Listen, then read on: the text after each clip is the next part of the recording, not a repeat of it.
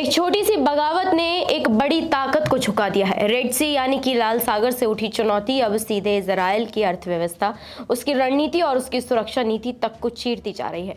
हम बात कर रहे हैं यमन के हूती विद्रोहियों और इजराइल के इलात पोर्ट की, जो 20 जुलाई से अस्थायी रूप से बंद होने जा रहा है।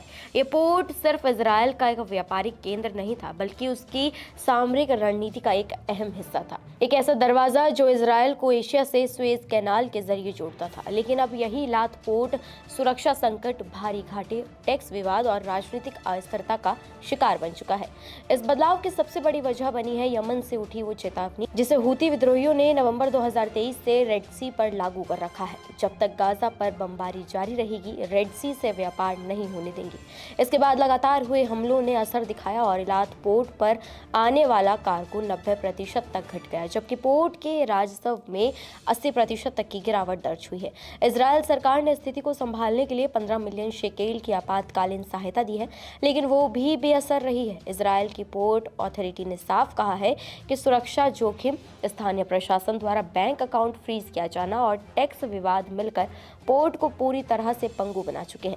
इस हफ्ते इजरायली सेना ने पुष्टि की कि यमन से भेजे गए हूती ड्रोन को इलात शहर के ऊपर इंटरसेप्ट किया गया है। वहीं हूती गुट का दावा है कि उन्होंने इलात और नेगेव के सैन्य अड्डों पर सफल हमले किए हैं। ये हमले महज सुरक्षा घटनाएं नहीं है, बल्कि ये दिखाते हैं कि इजराइल का एक अहम बंदरगाह अब अप्रत्यक्ष युद्ध क्षेत्र में तब्दील हो चुका है।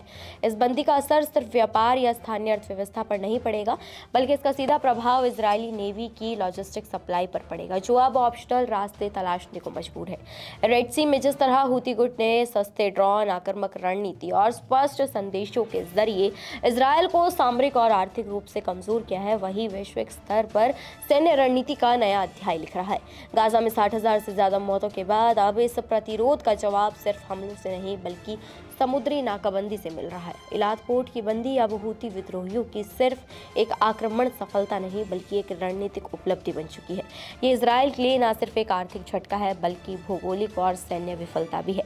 आज ये सवाल सिर्फ इजराइल तक सीमित नहीं है, पूरी दुनिया देख रही है कि कैसे सीमित संसाधनों के बावजूद एक विद्रोही गुट सामरिक संतुलन को चुनौती दे सकता है। तो अब सवाल ये नहीं है कि अगला पोर्ट कौन सा होगा, सवाल ये है कि क्या इजराइल अपनी पूरी सुरक्षा नीति को फिर से गढ़ने के लिए तैयार है, या वैश्विक ताकतें अब भी अपने समुद्री गलियारों को लेकर नए सिरे से सोचेंगी। क्या अगला निशाना कोई और पोर्ट होगा, या अब वक्त आ गया है कि इजराइल को अपनी पूरी सिक्योरिटी पॉलिसी को रीसेट करना होगा। आप क्या सोचते हैं, क्या एक विद्रोही संगठन आज की युद्ध शक्ति पर भारी पड़ चुका है? अपनी राय हमें कमेंट सेक्शन में जरूर दें। नमस्कार, मैं हूं मानक गुप्ता। अगर आपको हमारा ये वीडियो पसंद आया हो तो इसे लाइक और शेयर जरूर करें, और हाँ, हमें सब्सक्राइब और फॉलो करना ना भूलें, ताकि आप देश और दुनिया की कोई खबर मिस ना करें। तो जुड़े रहिए हमारे साथ और देखते रहिए News 24।